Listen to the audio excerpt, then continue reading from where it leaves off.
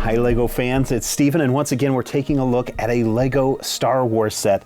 This is 75093. It's the Death Star Final Battle. And oh, if you are a Return of the Jedi fan, you know this scene by heart. This is where Darth Vader and Emperor Palpatine confront Luke Skywalker for one final time. Things don't turn out too good for the Emperor, if you know what I mean. Spoilers. Let's put this set together. We'll see how cool of a set it is on the other side.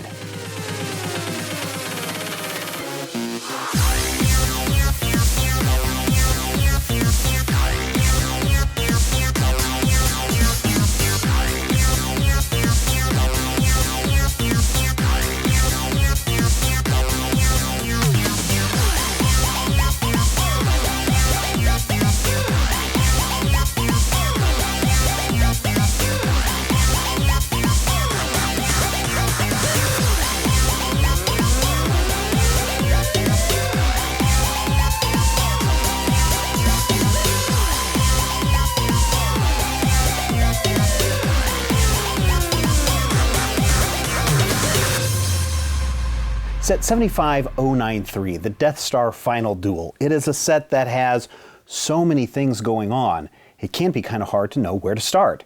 But let's start, as we always do, with the minifigures. First we have the Royal Guard, and really not much about these guys. They've got a typical red hood sculpt, they've got the cloth cape, and they're both wielding their little sword batons so that they can attack anyone who dares enter the Emperor's chamber.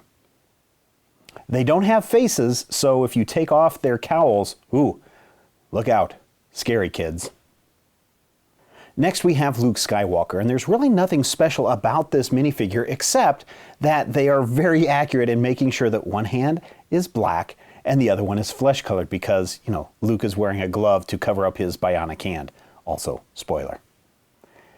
Emperor Palpatine looks pretty creepy. He has the lightning bolt parts that we've seen before, and I kind of like that a lot. It's great for that scene where he has to strike Luke down or Darth Vader down by electrocution. Emperor Palpatine has two faces, one that is angry and one that's really angry. Now let's get to my favorite minifigure in this set. It's Darth Vader. Why is this my favorite figure in the set? Well, on the surface, it looks like every other Darth Vader minifigure that you've seen in every Star Wars LEGO set ever created, except this one's a little bit different because we know from seeing Return of the Jedi that we finally get to take the mask off Darth Vader and reveal James Earl Jones underneath. But what's this? That's not James Earl Jones. This is probably my favorite bit of this entire set is the fact that Darth Vader's helmet revealed to see Anakin underneath, and that is a very, very nice touch. Okay, enough about the minifigures. Let's take a look at the entire set. There are really 4 staging areas on this set for you to play. You've got the entranceway that extends outward, so this set can actually be a lot bigger than what it looks like initially. It's got sliding doors to lead Darth Vader and Luke into the Emperor's presence. You've got some stairs that lead up to a second level, and on the second level you have 3 different areas. You have a crosswalk area that can collapse. You've got the Emperor's throne, and there's some cool hidden features on that. And then, of course, you've got the shaft where the Emperor ultimately ends up. As we look at the lower level as far as playability on this set goes, immediately as you enter the throne room, there's a piece that you can press down and launch somebody up into the air.